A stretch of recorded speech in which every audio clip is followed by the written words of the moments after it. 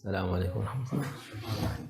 أعوذ بالله من الشيطان الرجيم. بسم الله الرحمن الرحيم، والصلاة والسلام على رسولنا محمد سيد الأولين والآخرين. مدد يا رسول الله، مدد يا سادة أصحاب رسول الله، مدد يا مشايخنا دستور ولا إن شاء الله فاز داستان شيخ محمد هذا الحقاني، مدد طريقتنا الصحبة والخير في الجميع.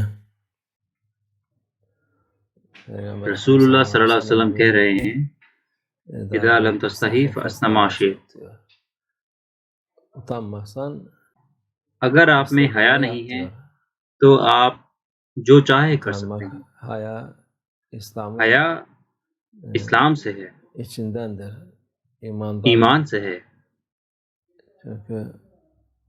کیونکہ اگر کسی انسان میں حیا نہیں ہوتی تو وہ ہر طرح کی بے حیا چیزیں کر سکتا ہے۔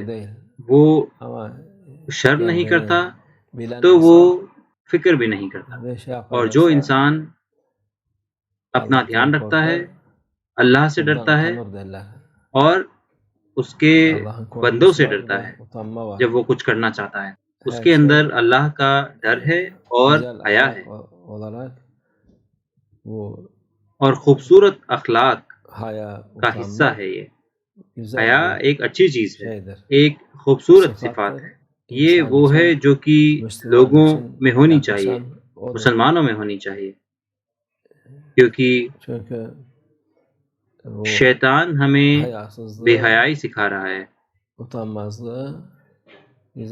جو شیطان کے ساتھ ہیں وہ سکھا رہے ہیں، جو کہ مسلمان کے خلاف ہیں، اسلام کے خلاف ہیں اور اللہ عز و جل کے خلاف ہیں، وہ یہ کر رہے ہیں۔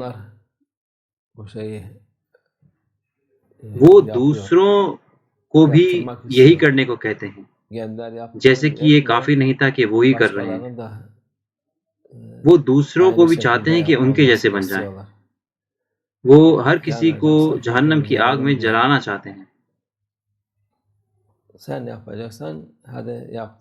اگر آپ نے کچھ کیا جو کہ آپ اپنی نفس کو قابو میں نہیں رکھ پائے تو اس کو کھلے میں نہ دکھائیں، خود کو شرمندہ نہ کریں۔ لیکن لوگ آج کل ایسے نہیں ہیں، بلکہ وہ کچھ ایسا جان بوجھ کر کرتے ہیں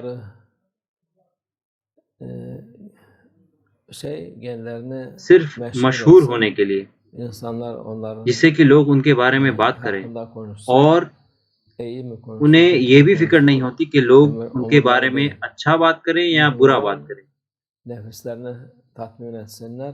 ان کے لیے ضروری ہے ان کی نفس کو مطمئن کرنا اور سب لوگوں کے لیے ایک بری مثال بننا۔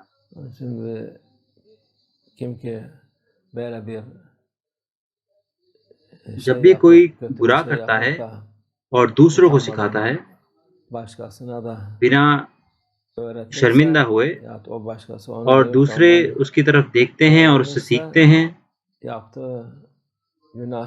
تو جو وہ گناہ کرتے ہیں وہ ان پر بھی ہیں اور اس پر بھی ہے جس نے ان کو سکھایا۔ اگر وہ ایک گناہ کرے گا تو ایک گناہ اس کو ملے گا، 10 لوگ اس کو کریں گے تو 10 گناہ اس کو ملیں گے۔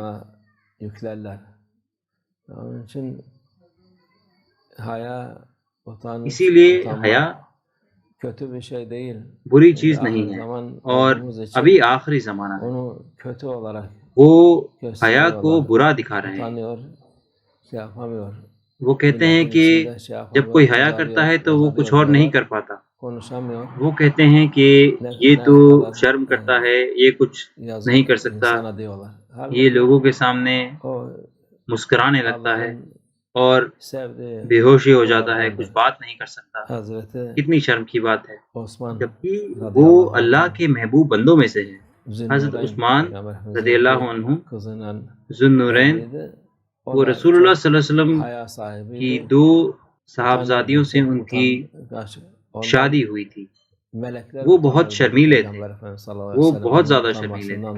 رسول اللہ صلی اللہ علیہ وسلم کہتے تھے کہ ان کی شرم کو دیکھ کر فرشتے بھی شرما جایا کرتے تھے۔ اگر یہ بری چیز ہوتی تو رسول اللہ صلی اللہ علیہ وسلم ان کی تعریف نہ کرتے۔ اللہ عز و جل ہمیں لوگوں کو سچ دیکھنے کی توفیق عطا فرمائے، ان کو پتا ہو کہ کیا اچھا ہے اور کیا برا۔ ابھی آخری زمانہ ہے، وہ اچھے کو برا اور برے کو اچھا دیکھتے ہیں۔ اللہ عز و جل ہمیں حق دیکھنے کی توفیق عطا فرمائے، اور کچھ ہم نہیں کہہ سکتے۔ ومن اللہ توفیق۔ الفاتحہ۔